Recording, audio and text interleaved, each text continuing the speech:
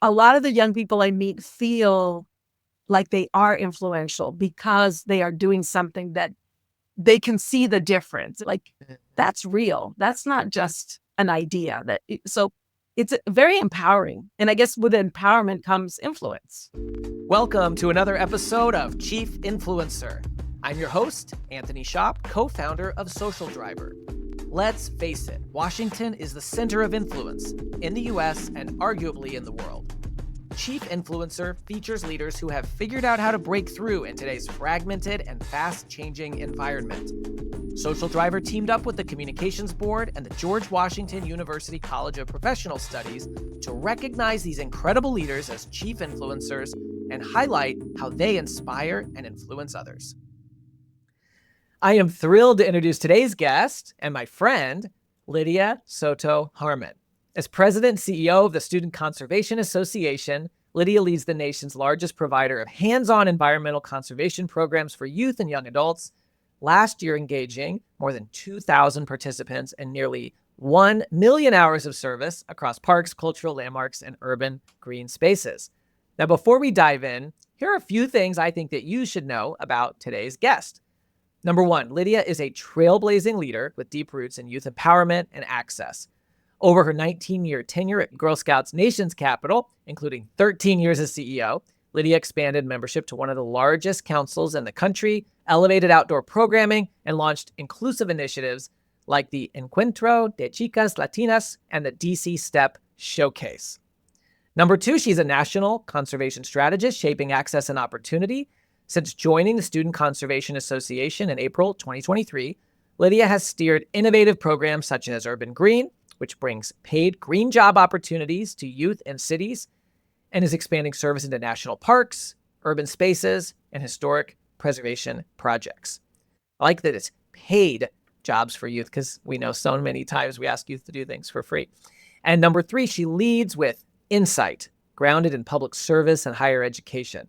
A proud alumna of the Schar School of Public Policy and Government at George Mason University, Lidia has served in roles at the U.S. Department of State, First Book and Fannie Mae Foundation, and now chairs the Migration Policy Institute Board. Lidia, you have been called many things: youth advocate, inclusive leader, public servant, educator, influence builder, especially on LinkedIn, and of course, chief executive. Today, we are thrilled to call you Chief Influencer. Welcome. Well, thank you, Anthony. It's great to be here with you. I've been really excited to dive into this because I've been thinking about the first time we met and you gave me a very special patch, but we'll say more about that later. I want to just kind of start with where you just came back from. You returned from Yosemite National Park, where you joined an SCA team in the backcountry. And for those who may not know, I wondered if you could just tell us, what is the Student Conservation Association? And how do those experiences, connect you to the mission? Thank you, Anthony. It's so great to be here on Chief Influencer with you. The Student Conservation Association is the largest and oldest youth conservation organization in the country. We have been around for almost 67 years.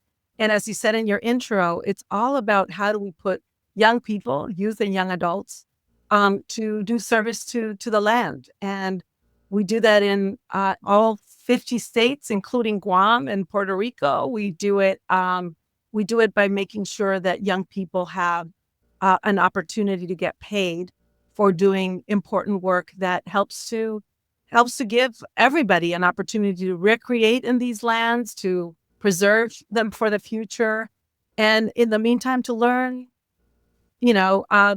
teamwork and learn the power of their own agency as they are trying to figure out what their next step will be. The paid piece really struck me, Lidia, because I remember when I was a college student and we had different internship opportunities, a lot of students who couldn't take an unpaid opportunity really were, kind of left behind in certain ways because they didn't have that on the resume, and then they didn't lead to the next thing. And I think it's so cool that these are paid opportunities. And I wonder if you could just say something more about that. Yeah, no, I think it's in terms of access, especially for young people who have traditionally not been able to go to beautiful, iconic national parks or some of these spaces. making them paid opportunities make it possible for them to be able to do that. We're very lucky that both our federal partners and our cities and our corporate partners understand the importance of providing that access for everyone.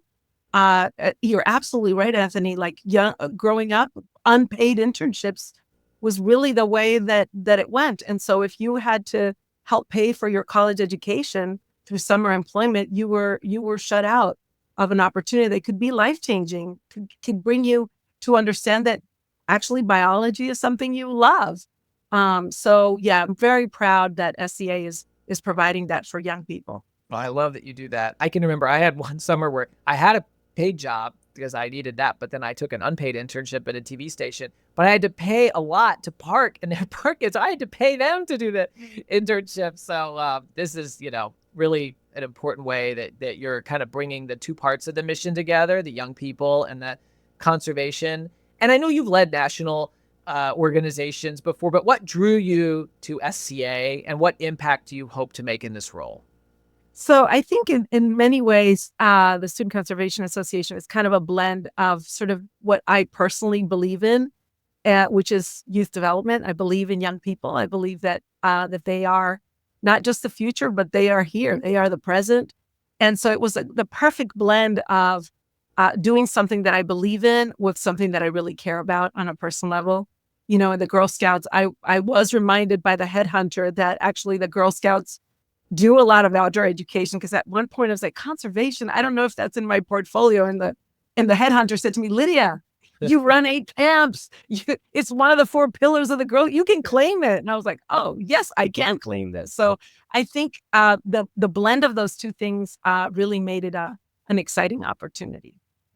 And where do you hope to take it? Well, I would love to continue to work on expanding the breadth of opportunities. We're now doing, along with trail building and coastal monitoring and planting trees, we're now doing really interesting things in historic preservation. As a matter of fact, we just 2 weeks ago, we have now approval to have a historic preservation crew at Martin Luther King Historical Center in Atlanta. So we're going to have young people helping to take care of that space and bring back to life some of the places that really need a little TLC. So I love that we're doing historic preservation. The other area that we're working a lot in is fire prevention. So we have an academy that teaches young people on how to mitigate fire. Fuels and fire is a big issue, especially in California and in Alaska. So we now have teams that are young people who are learning. It's called the Red Card, how to get all the requirements that you need to become a wildland firefighter. And so these are areas when you look at the news and you think of the things that are happening in the environment, if SCA can play a role in helping to bring talent to this, I think it's going to really change the future for our country. Well, the parents, the families, the teachers must love you, because when young people are engaged with the work they're doing with you, they cannot be glued to a smartphone. It's just not possible. And I know your Yosemite trip meant spending days in the wilderness with no connectivity, relying on a satellite phone for communication. Why is disconnecting like that important, both for you personally, but also, perhaps especially, for the young people who are part of SCA? Yeah. So I will be honest with you. I spent 1 day without connectivity. They spend a total of 28 days without connectivity. So I was part of what I did in Yosemite, which is so exciting. I was part of what is called a refueling trip. So the young people are out in what is called the backcountry of Yosemite. So they have a satellite phone and they have supplies to last for a week out in the wilderness. And what they are doing is they are dismantling fire rings, and they're closing social trails that go through meadows that then create erosion and invasive species, plants, and things like that. So they're working out in the field, and the refueling team comes in, hikes in. So I hiked 6.5 miles in to meet the team that had been out there to take them their supplies for the following week and hike. So in 1 day, I did hike 12.5 miles with a 20-pound backpack on my back, because I did have them weigh, because the other people on my team, the other three women, two national park rangers, and one of my staff members, Sam, they all were carrying 60 to 70 pounds. I was carrying 20, only because I kept thinking if I twist an ankle, Yeah. these poor women have to carry me out. And I don't think that that would be cool. So let me just, we all need to know what our limits are and what we can carry. But it was an incredible experience. And for the young people to be out there and not have any connectivity. Actually, I took a picture because I thought it was so funny. One of the young men, so we take postcards to them and we say, send something to your parents. And he literally wrote, "Don't worry, I'm alive." And he signed his name. And I thought, okay, when you're 17 years old, that says it all to your parents. I'm alive. But it was a very important opportunity for me to disconnect from my desk and from what I do usually on Zoom and to see the beauty of our country. Yosemite is an absolutely beautiful place. And to know that in order for it to continue to be as beautiful as it is, we need hands. We need people to put on gloves and to make sure that we are preserving it. Because if we don't do that, before you know it, it could look, they say that one piece of trash calls more pieces of trash, that you actually, by having a pristine environment, people will not litter because they feel like, well, there's no other litter here. But if you have some litter, then people feel that they can litter. It's all this psychological stuff. So we need to keep them beautiful. Around disconnecting and I'm sure you felt it for a day, but those young people felt it for a long time, for the whole month. I think it's tough for a lot of organizations to figure out how to get their message to young people in today's world because there is so much going on and they're so distracted. During, of course, this particular experience, I mean, they have to disconnect. But I wonder, you've worked with youth so long. Do you have any advice about how to connect with young people and influence young people when they are so connected and it can maybe be sometimes difficult to break through? I think my approach is to, well, I'll say this. I did bring cupcakes to them. And we had these I had bought cupcakes so that, whenever you go visit somebody who's in the backcountry, somebody said I needed to bring ice cream, but I thought that would melt. So and I remember my team was like, we don't have room for the cupcakes. Like, we're carrying like real food they need. And I'm like, okay. And then when looking, I stuck the cupcakes in. So when I showed up and everybody was giving them their dried mango and their, all these things. And I brought you cupcakes. Food is always a good thing to connect. It was kind of a funny moment for them. But I would say that my advice would be to be interested in them. I think sometimes adults feel like they have so much to share about their own experience and lives that when I was your age, they don't really, like, you have to ask, like, what have you done that was fun today? Like, be interested, curious, actually, in what they are doing. And if you do that, then they will gravitate to you because they realize that you are actually interested in what they have to say. I think that's really important. It's all about showing that you care, I guess. Bringing cupcakes, where you have to hike that long shows that you care, and being interested in somebody. One of our previous guests, Steve Taylor from the Arthritis Foundation, used a line that has probably been used before that I really like, which is, people don't care how much you know until they know how much you care. I And agree. I think that is a really, powerful tool of influence. The other thing that I would say is that people don't care who you are. Like, they just, I've had, folks say, and, Lidia, she runs the organization that you are members of. She is the president and CEO of the Student Conservation. The kids don't care less who you are, whatever.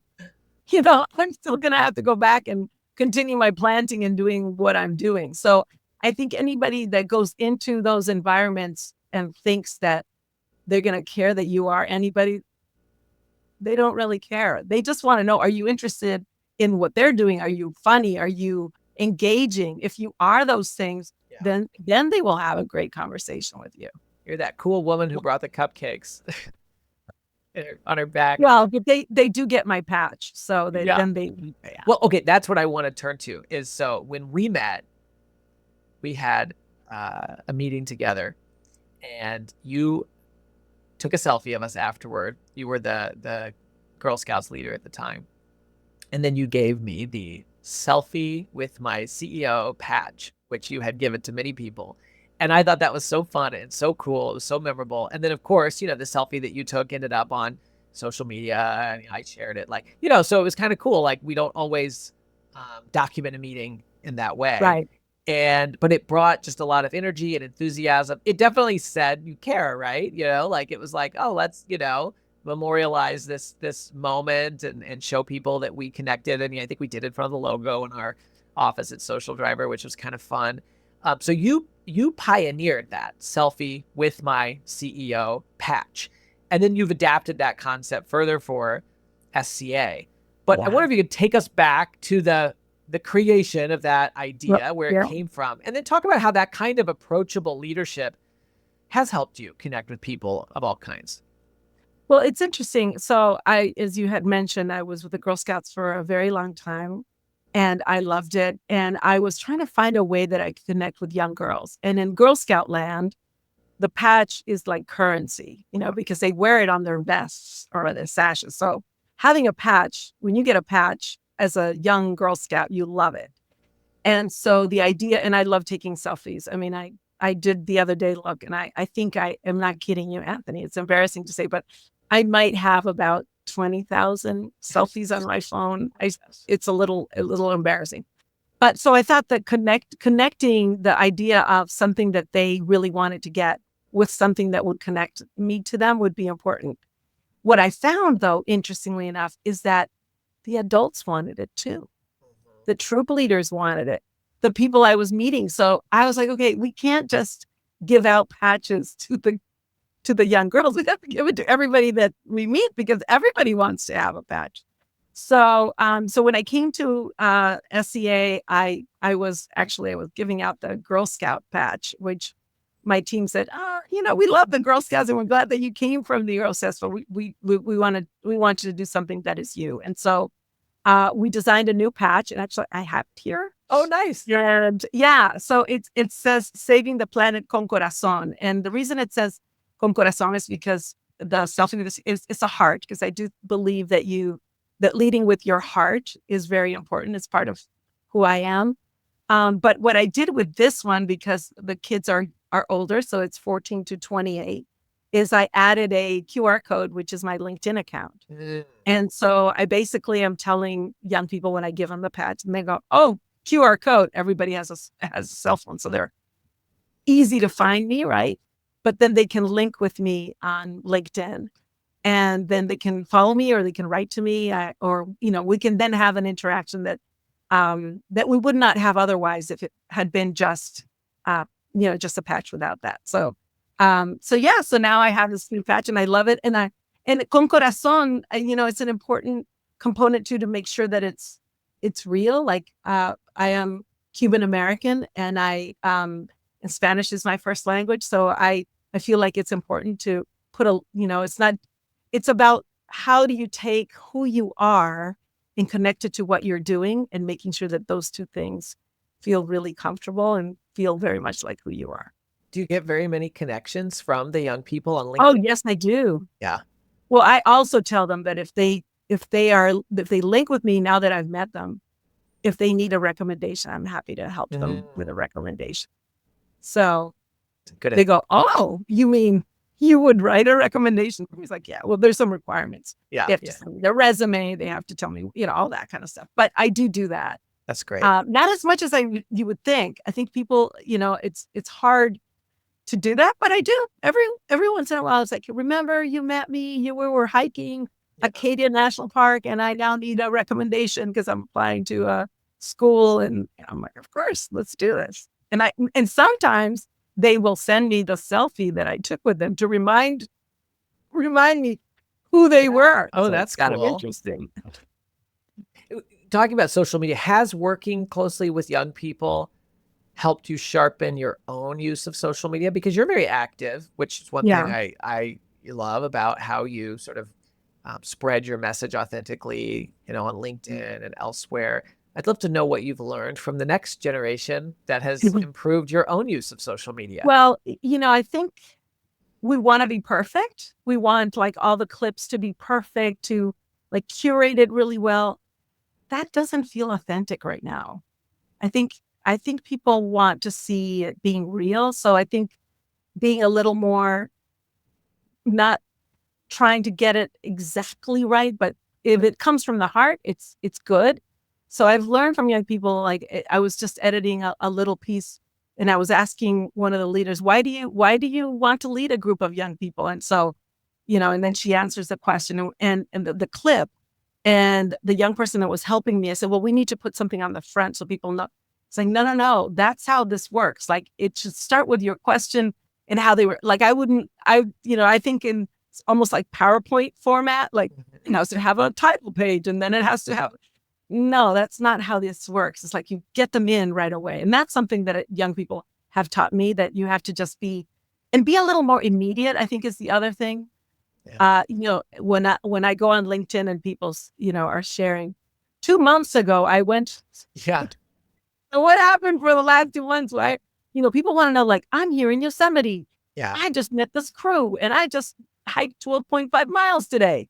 Oh my gosh, the immediacy seems more real than something that is, yes, very beautifully worded and all that, but is a little late, or it's a little stale because it's been 2-3 weeks.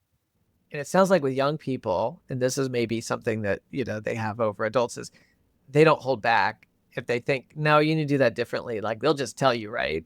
Yes. Yes. This young person, because I was trying, I'm using CapCut, which is very hard for me. And I was punching it. And this young person's like, Lydia, let my voice guide you. She's saying, shut up and listen. You would just pressing button. That's good. Okay, I'll let your voice guide me. Thank you. Yeah. Oh, I love that.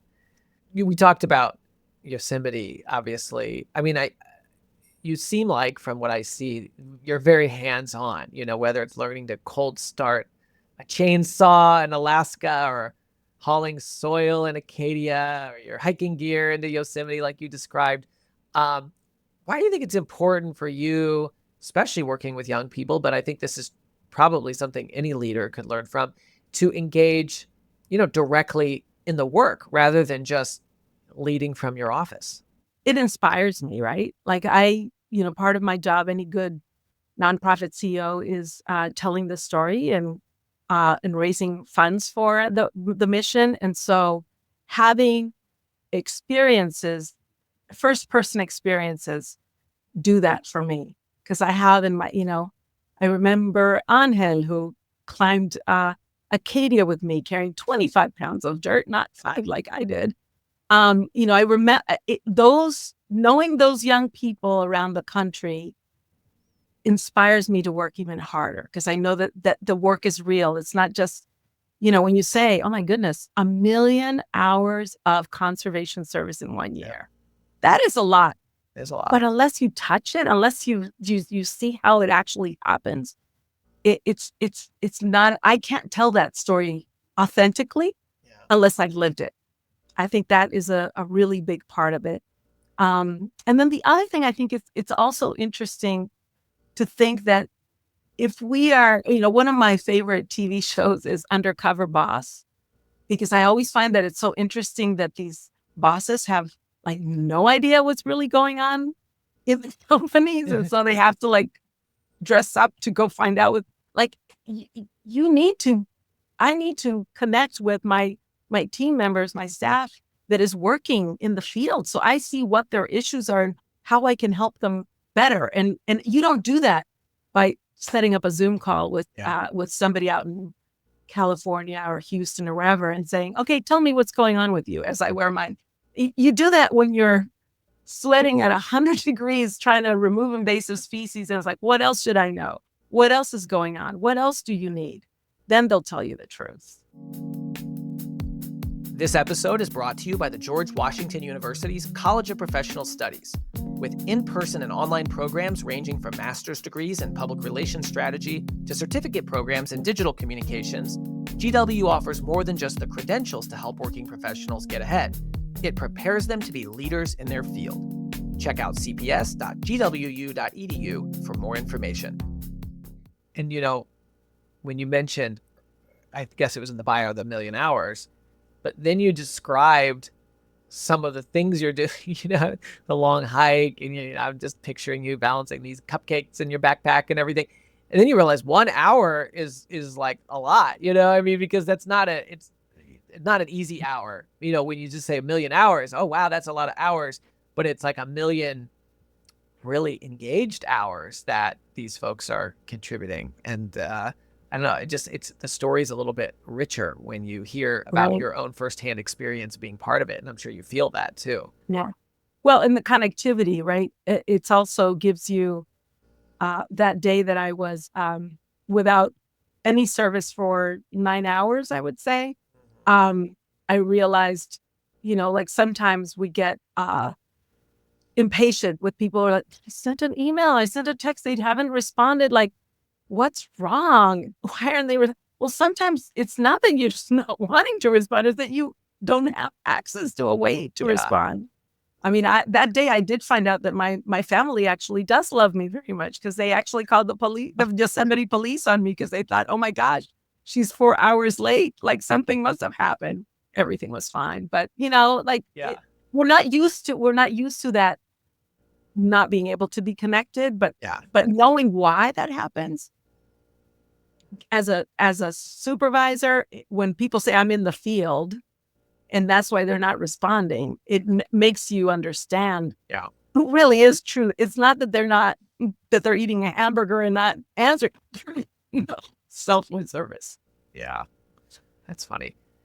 One of the things I want to ask you about, Lidia, that is kind of unique in your background and in the work that you do is the connection between policy and practice, I guess is how I would describe it. You studied policy and government. You're in the Washington, D.C. area. You've been involved with work related to policy. Then at the same time, you've been a leader over programs and practice where, students are out, across the country, part of conservation efforts, the million hours we heard about. And I know one of the things you and I have talked about before is this sort of intersection between policy and programmatic and how that can be really powerful. And when we think about this topic of influence, there are some folks who are policy influencers. They're just really focused on policy. Then you have people who are focused on practice, right? They might be doing direct service, but they may not be really involved in the policy. And, you've really sort of been a bridge between the two. And I wonder if you could talk a little bit about that, because I think that's an interesting angle for influence for us, since we've had a lot of folks on either side, but not necessarily as many in the middle. I would say, Anthony, that everybody has a different, everything is a spectrum. Everybody has a different pendulum in it. What I have found, I have had jobs when I was at the State Department that were 100% policy. I remember being at the UN and like working on, should it say shall or may girls have to have at least a second grade education worldwide. And it felt so far from how will this make a difference for young girls in developing countries, for example. And I've also been in places where it's all practice, as you call it, or program, where you just feel like, well, how is this ever going to change if all you do is keep doing the same things and there is no systemic change to make this better? So for me, what I have found in my career is that the moment where you have policy and practice sort of connected, where you can see the impact of the policies in the real practice, that's where it comes alive for me. And that's where I'm most comfortable. Some people are comfortable, there's no wrong or right, but I do, when I talk to young people and do any coaching, I sort of challenge them to think through a little bit, where do they feel that they get the most out of it? Because you're right, some people are very happy in the full practice of it, and that's all they need. And some people love just the policy piece, and some of us really want to be a bridge, because we need to see that the things that we're putting into place that are that are going to be systemic changes actually do create that change. So I don't know if that kind of answers it, but It that's does. how I try to understand it. It does. And I want to ask kind of a follow up, which is when you're working with young people, to make an impact, with their hands and, they're doing historic preservation or they're doing conservation. Obviously, they realize that they're making a difference in the world in a small way, but, a small way that can really make a big impact. Um, I suspect that young people now sometimes question how much influence they have on the world, on policy. And, you're surrounded by probably some of the more motivated and engaged young people because of the types of activities that they're involved with, whether it's SEA or before that, Girl Scouts. Um, do they ask you for advice about how to be influential, how to influence the world around them, how to, maybe they use a word like make change or something like, um, and I guess I'm curious kind of what you've learned about that and what advice you give them. I have had young people say to me, especially right now, that by doing hands-on work, they feel like they are actually having influence or actually making a difference, that they have felt very powerless sometimes. If all you do is doom scrolling on your TikTok and seeing all the terrible things that are happening, that this is, when you think about climate anxiety or just mental health in general for young people. I mean, we can't discount the incredible impact that COVID is having. Young people who, whatever stage of their life they were during COVID, they are having repercussions from that now. And so things that take you out of your own head, which I think is what a lot of phones and a lot of technology can do, and put you in spaces where, like I've had young people say, like, I never thought that when they told us that we were going to remove invasive species for 2 miles, I thought, like, forget it. That's never going to happen. And then after the first day, I looked back and I thought, well, goodness, we've done 3 blocks already. Like, we could totally do 2 miles. Like, but but you have to like do it. You have to feel it. So I think that a lot of the young people I meet feel like they are influential because they are doing something that they can see the difference. There's something very tangible about, seeing a eroding trail and then putting the wooden planks on there so that when water comes, it doesn't keep eroding. Like, you've done that. Like, that's real. That's not just an idea. So it's very empowering. And I guess with empowerment comes influence. Now, and then how do they take that influence in their educational studies or in their next part? We have a lot of repeat customers. They do one summer they do something in Idaho, and then the next summer they're the black bear intern in Yosemite, and then the next, because they keep coming back because they feel that they have something specific and real that they're doing. I love that example of the, oh my gosh, 2 miles, that seems impossible. But then looking back and seeing what they did over 3 blocks, that momentum, it kind of reminds me of a story I read in a book, which is, really driven people. They're kind of always looking ahead at the horizon, like with these big dreams. And in the book, it said, when I think the book's called The Gap and the Gain. It said, when you're sailing toward the horizon always looks the same distance away, right? But then if you take a moment to look behind you, you say, oh, whoa, look how far away the shore is. Like, we've come a long way. And Yeah. what I'm kind of hearing is through these experiences and through the interactions that it sounds like you have with young people, you're kind of creating these moments that remind them to turn around and go, whoa, look what we've accomplished. And when you realize what you've accomplished, it certainly puts a lot more gas in the tank to continue to move forward and to set bigger goals and to keep going. And that's an incredible type of influence to have. The other huge thing I would say that I hear a lot from young people is doing it in teams, doing it with others. Like, there's no way you could remove 3 blocks of invasive species if you weren't with a group of other young people who are helping you do it, because by yourself, you can't do it. Yeah. That connection with other people, again, COVID kind of cut that out of a lot of our lives. And so that they find, I mean, when I interview them, why do you like doing SCA?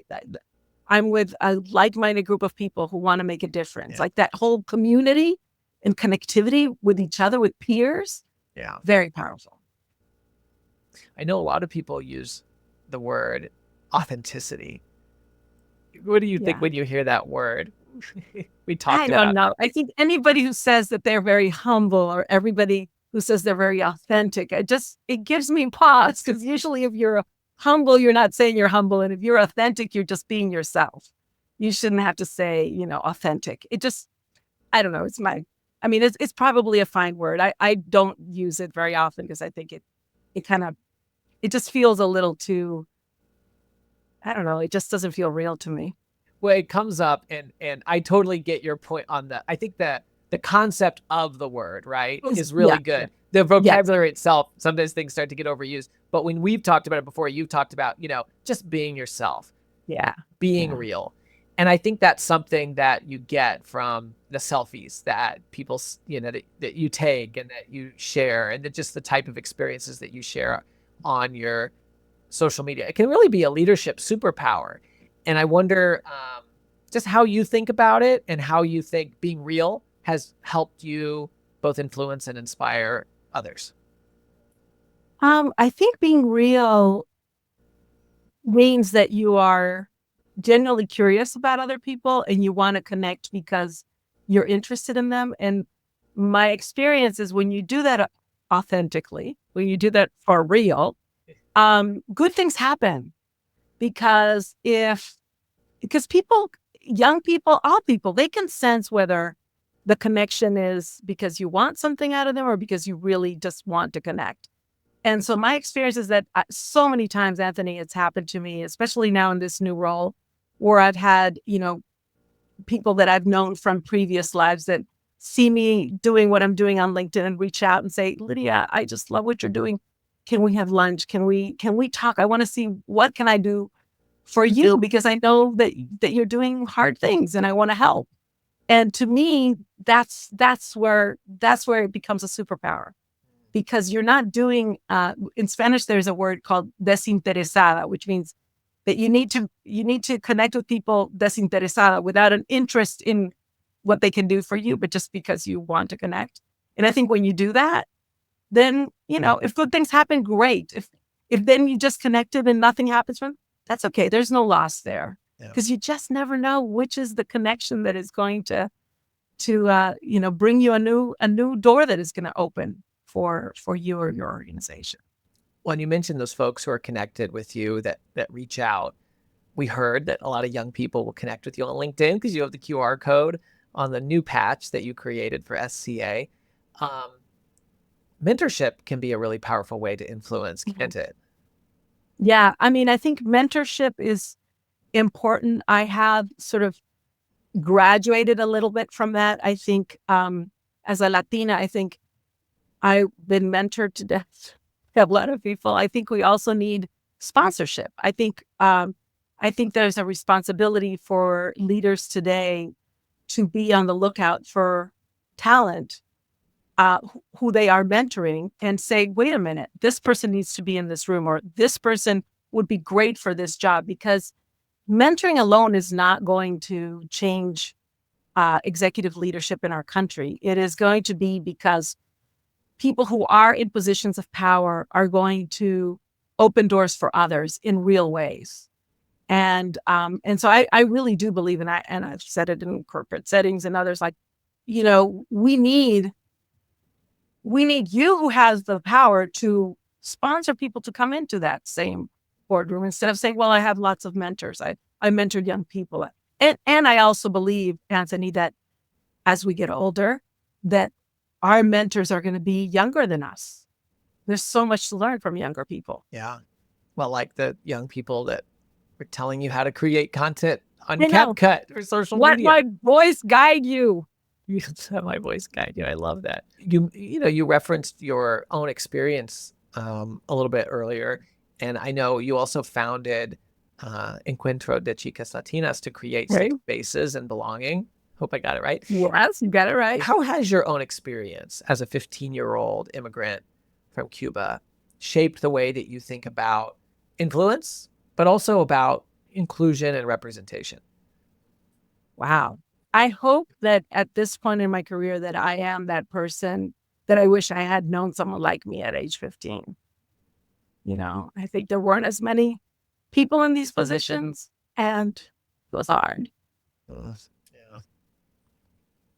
Well, we've seen how you show up for so many young people as their mentor, as their sponsor, as the cupcake deliverer, as the leader, and the patch giver. And I think that, it says a lot. And I think that's one of the fun things about being connected with leaders like you, two leaders like you on social media, is that, we may not see each other in person all the time, but you get sort of No, a we're always backstage connected. pass Yeah. into some of those Yeah. experiences. And then they kind of inspire and challenge you to think about Mhm. what you're doing as well. The other thing I'll say about my 15-year-old self and looking back is that I also feel a sense of deep responsibility to be that representative, hopefully, that is approachable, that can, put in a kind word, that, I've been in places where when I start speaking Spanish, which is the language my parents taught me, that people kind of go, whoa. And that is a little bit of a sort of a mind bend or something, like, wait a minute, you had these experiences. So I think it's important to do that, to sort of, I don't know if it's like break the stereotype of what people think about who you are, but also, realize that there's so many. I guess that's the other reason why I just believe so strongly in young people, because I do remember what it was like to be young and to have so many dreams and have so much drive and try to figure out, like, now at least with the internet or with ChatGPT, at least you can ask a question back. But it was like, try to go read the Encyclopedia Britannica. You can find an answer, right? So I think, I think we all have that responsibility. I think every single person who is watching, listening today should think of a young person in their lives that they can listen to and see if they, it doesn't have to be your child. It doesn't have to be, but somebody out there, you have experiences that can help shape and help a young person. And my goodness, we all need to do that. We all need to do that. 100%. We've all, if we're lucky, we've had it, and we all were 15 at one point. Yeah. So we want to do it too. Well, the example you gave about speaking Spanish and what you're saying about, being real, what maybe I'm taking from that is there's this element of being yourself, just what comes naturally. But then there's also this intention, I'm in this group and I'm going to intentionally speak Spanish because it's part of who I am, but also that intention in this particular environment is going to send a message or connect with people who maybe find that surprising. And so, there's the natural, I'm being myself, but then there's also that intention that I'm hearing, and that you're very intentional about, we're going to take a selfie, I'm going to post that. That's why the patch was con corazón, because some people don't know that corazón means heart in Spanish. The word corazón means heart. So it's an opportunity to also teach somebody, corazón means heart. I get it. Last question, Lydia. Yes. I want to close about influence and just ask you, thinking about this idea of influence and putting that at the center, what does it mean to you now? And how has your understanding of influence evolved across the different chapters of your life and career? I think influence for me means all the things that I've done. How can I continue to use, whether it's the people that I've met, the organizations I've been involved with, how can I use all of that goodness to continue to move ourselves, and I mean society, forward? Whether it's with the Student Conservation Association or with whatever, mission-driven organization out there. How influence means being able to tap into all those previous chapters in your life and find either connections that can help you, or find information or ways of doing things that have worked that you can now implement in the current chapter that you're in. That's what influence means. It means to be able to reflect on that path, on that trail, if you will, and use that to continue to propel forward. There's too much to get done. We got to keep going. I love that sense of optimism that you brought in today's conversation as we talked about influence. Um, literally the trail. You just came from a trail in Yosemite National Park, and influence is about taking those experiences that you've had along the way, um, the good and the challenging that you've turned into good, and using those as fuel to continue forward. Yeah, And it absolutely. really struck me talking about how a young person might have this realization when they are part of an SCA program and say, wow, um, we came in and we are going to get rid of these invasive species over 2 miles. And that seems impossible. But wow, we've done the last 3 blocks only because we did it together as a team. We couldn't have done it by ourselves. So this idea of camaraderie and teamwork, which you certainly embody and what you've shared. And then this idea too of this, optimism and progress and kind of using the past experience to propel us forward. And I still just always will remember the first time I met you and how you were the CEO with the selfie with my CEO patch from the Girl Scouts, and that I was a Boy Scout for a while. So I remember the badges. And by having that one interaction, I earned my patch, which, was right there on my desk for a long time until probably COVID when I packed all that stuff in a box for a while. And that kind of embodies, I think, some of the message that you've shared today about influence in small ways. You can create these ripples. You could take an idea and you can codify it literally into a patch, right? You've sort of taken an Yeah. idea and you've woven it into the fabric of sort of your daily activities and spread that with other people. And last just thing that strikes me is your view on authenticity, but the language you use that I really like, which is, being yourself, being real. And, that means listening to others and sort of connecting with where you are. But also there's a sense of intention. It's not just like, well, just show up, be however you are. Who cares? There's this intention, in this group, I'm going to show up this way. I'm going to show them that I care, which is a really important message that came through for me. I'm going to use Spanish in an environment where I want folks to hear me do that because they may not have had a leader who has Yeah. spoken Spanish or who's that's their language, the language they speak. And so some just really, really incredible themes that you've shared with us today that I think whether we work with young people or whether we're leaders of other organizations, we can take away. So thank you. Well, Anthony, thank you for this opportunity. Your questions really made me think. And, as a leader, you don't always reflect that much. You just go and go and going. So thank you for giving me the chance to sort of pause a little and think some of these things in a deeper way. Appreciate it. Well, you're welcome. And as you look back at that trail, I bet you're hopefully taking some time to think, as we all have, like, wow, look at all that's been accomplished, and that I think can motivate all of us going forward. So really appreciate you being part of this. And we're just thrilled that you are a Chief Influencer. Thank you. Chief Influencer is a production of Social Driver. We help clients transform complexity into clarity with people-centered strategies. Whether you're looking to elevate the influence of your brand or of your leaders, check out socialdriver.com to learn more. For show notes or to nominate a guest, visit us at chiefinfluencer.org or follow Chief Influencer on LinkedIn.